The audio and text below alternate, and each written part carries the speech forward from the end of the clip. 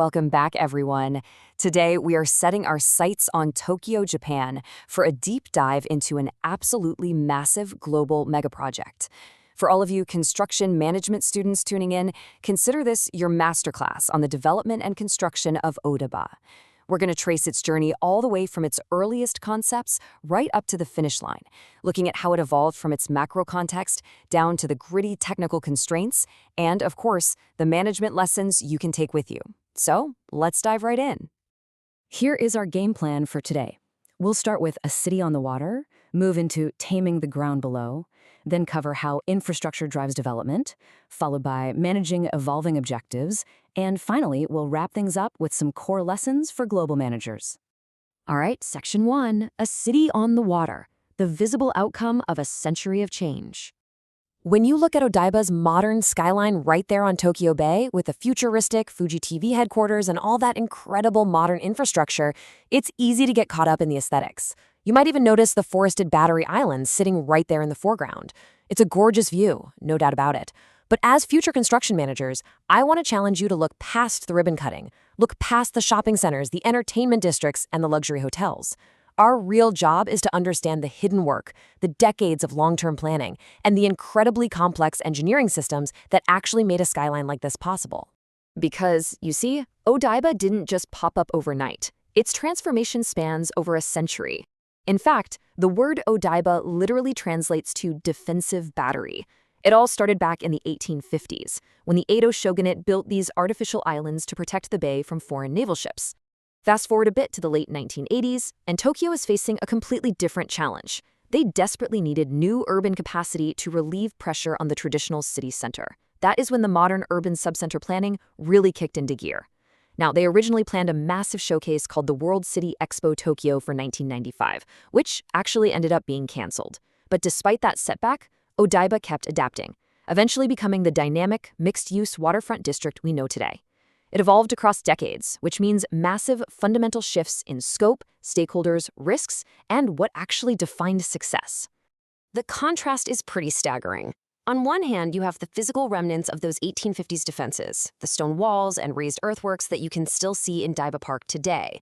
And then you have the literal blank canvas of reclaimed land that Odaiba became right before its 1990s redevelopment. Transforming that vast empty expanse was a monumental task. It required perfectly coordinating public investment, private development, market demand, and some seriously challenging coastal conditions. Which leads us nicely into Section 2, taming the ground below, mitigating geotechnical risks on reclaimed land. Since Odaiba is built entirely on reclaimed land out in Tokyo Bay, understanding geotechnical risk isn't just a box to check, it is absolutely paramount. One of the biggest villains here is liquefaction. That's a phenomenon where saturated, sandy fills essentially lose all their strength during an earthquake, acting more like a liquid than solid ground.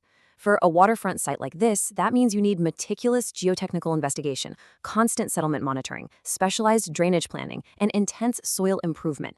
In this kind of environment, ground investigation isn't some routine background task. It is the central, foundational pre-construction activity that dictates everything else. And here is a crucial takeaway for working internationally. You simply cannot take baseline U.S. assumptions and transfer them to a project in Japan, especially when it comes to seismic risk. The Japanese Building Standard Act sets incredibly strict minimum standards to safeguard life and property against earthquakes. In Odaiba, every single building, bridge, utility line, and public space had to be planned with extreme seismic performance, emergency access, and operational continuity in mind. As a manager, you have to completely adapt to the local codes, the approval processes, the inspections, and the performance expectations from day one. You're playing by a different, much stricter set of rules. Let's move on to Section 3, Infrastructure Drives Development, the role of interface coordination and phasing. So how exactly does an empty, disconnected island actually become a thriving urban district? The answer is enabling infrastructure. The Yurikamome automated transit line and the iconic Rainbow Bridge connecting Odaiba to central Tokyo, these were not just standard transportation projects. They were the essential arteries that made the entire redevelopment strategy possible. A reclaimed waterfront district literally cannot survive if it's disconnected from the main city. In Odaiba's case, that high-tech transit experience even became a core part of the district's whole futuristic identity. There is a vital lesson in phasing and dependency here, and it's a simple two-step process. Step 1. Deliver the enabling infrastructure. Step 2, realize private investment. They have to happen in that exact order. Interface coordination is everything. The underground utilities, the land development, the commercial buildings, the tourist attractions, they all had to perfectly support one another. If the upfront delivery of access and utilities had faltered, the private development would have just stalled out and failed. Major urban projects absolutely require that infrastructure delivery before full market success can even be a possibility. Next up is Section 4, Managing Evolving Project Objectives, Handling Political and Macroeconomic Risks. Now, if there's one fundamental role of global project management you need to remember, it's this. Strong engineering feasibility does not guarantee project certainty. Back during Japan's asset bubble in the late 80s and early 90s, Odaiba was primed for massive business development. But when that bubble eventually weakened, the plan suddenly faced major financing concerns, delays, and incredibly intense political scrutiny. Remember that proposed World City Expo Tokyo we talked about? It was meant to be the grand showcase for this entire redevelopment, but it was abruptly canceled in 1995. The reality is, even the most brilliantly engineered plans can be completely derailed by macroeconomic shifts and public cost concerns. We have to impartially recognize that market risk is every bit as real and every bit as dangerous as geotechnical risk. But a canceled expo certainly wasn't the end of the road. When you zoom out and view this from a macro level, you see that the district didn't just sit empty. It adapted.